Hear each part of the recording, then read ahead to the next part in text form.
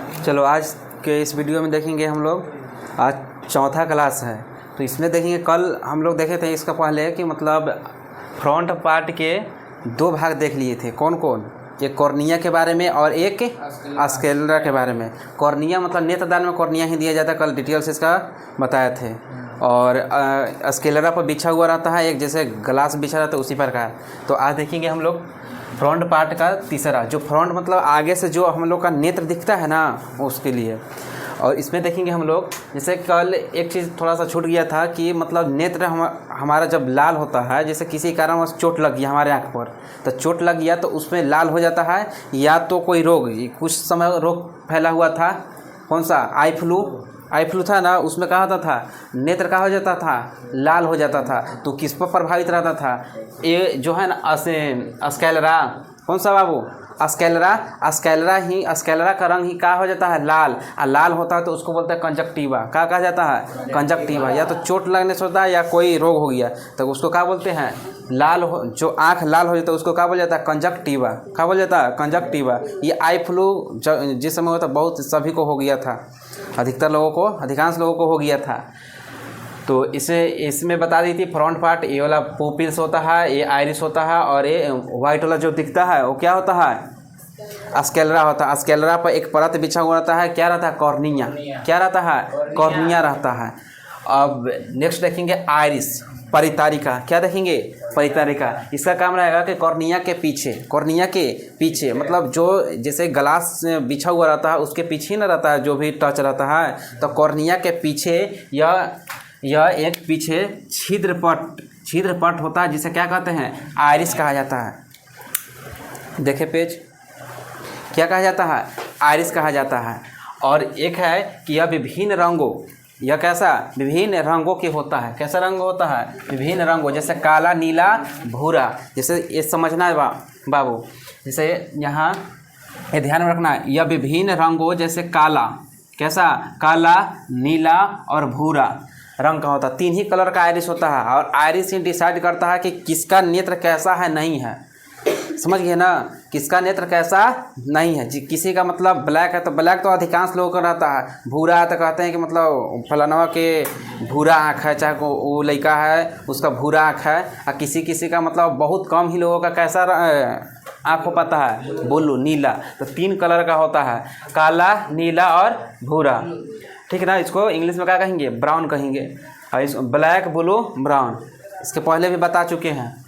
और इसे ही क्या कहा जाता है? इसे ही मतलब आँख के रंग बताए, जैसे अतः आइरिस के रंग से ही आँख के रंग बताया जाता है। आइरिस के रंग से ही किसका रंग बताया जाता है? आँख के रंग बताया जाता है।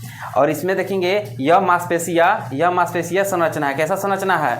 ये मांसपेशी सारा मतलब हमारे बॉडी में हड्डी के अलावा ऐसा मांसपेशी से बना हुआ है, जो पुतली के आकार को क्या करता है? समायोजित करता है। क्या करता है? उसको घटाता बढ़ाता रहता है। समायोजित मतलब क्या करता है? उसको घटाता, पुतली के आकार को, पुतली यानी पुपिल्स के आकार को क्या करता है? घटाता बढ़ाता रहता है। जिससे हमारा ये जो नेत्र है, क्या है? नेत्र। कल इसका डायग्राम पा रहे थे, आप इसका पार के समझाए थे, तो यहाँ समझने के लिए एक A4 साइज का पेपर पर लिखवा लिए हैं आप लोगों को समझाने के लिए।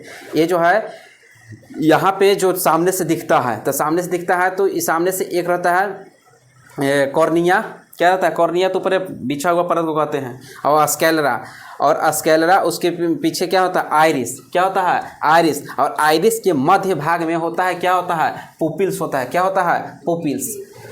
पुपिल्स। ठीक है ना? पुपिल्स हमेशा ब्लैक कलर का होता है। किस कलर का? Black colour. क्योंकि उसी से प्रकाश हमारे नेत्र में क्या होता है? प्रवेश करता है। प्रवेश तो यहाँ से सबसे पहले तो कहाँ से करता है? कॉर्निया से। और कॉर्निया के बाद प्रकाश हमारा नेत्र में किसके द्वारा जाता है? पुपिल्स के द्वारा जाएगा। जैसे दो तरह के द्रव होता है, एक होता है एक्वस ह्यूमर और एक होता है क्या होता है? Vitreous humour. एक्वस ह्यूमर तो बतावे कि इसको आगे बताते हैं। तो यहाँ तक समझ गए होंगे। पुतली के आकार को क्या करता है? समायोजित करता रहता है, बढ़ाता घटाता रहता है। कौन? आइरिस।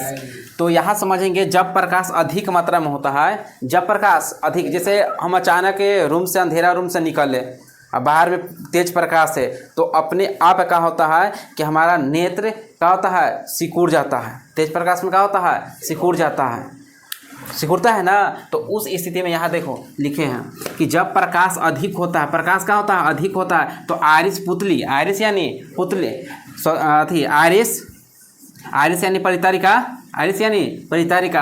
अब पुतली को कहते हैं पुपिल्स। क्या कहा जाता है, पुपिल्स। पुपिल्स को सिकोड़ कर कम प्रकाश को अंदर आने देती है। मतलब तेज प्रकाश में निकलेंगे तो अचानक से बहुत सारा प्रकाश प्रवेश कर जाएगा, तो इस स्थिति में क्या हो सकता है, आँख हमारा, हम सभी को क्या हो सकता है, खराब हो सकता है। तो उस स्थिति में क्या करता है, यह तेज प्रकाश जैसे पड़ेगा तो उसको क्या करता है, इसका साइज को घटा देता है, जिससे क्या हो सके, कम प्रकाश अंदर प्रवेश हो सके नेत्र में, समझे।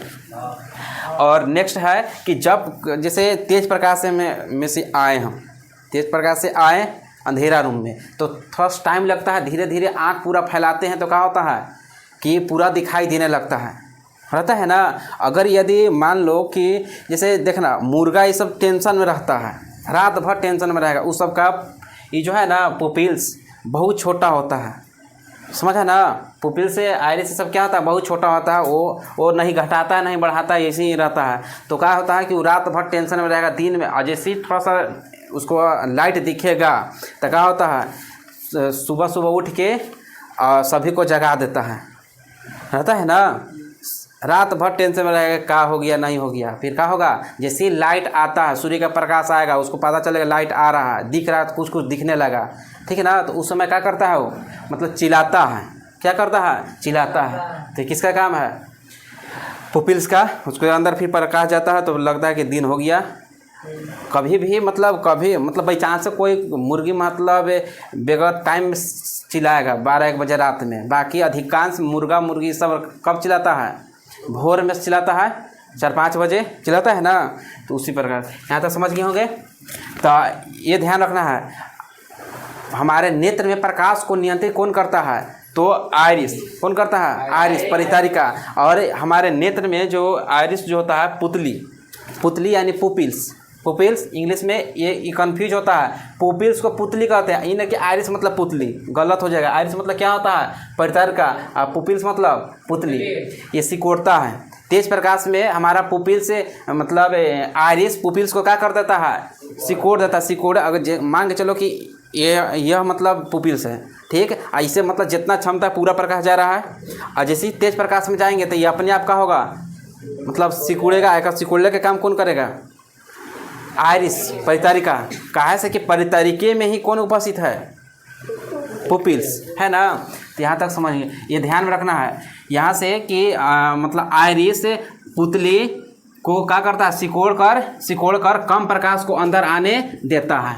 यहाँ तक क्लियर है। उसके बाद और जब प्रकाश कम होता है, जब प्रकाश यानी अंधेरा में आए या कम प्रकाश हो, तो आयरिस पुतली को फैलाकर अधिक प्रकाश को अंदर आने देता है।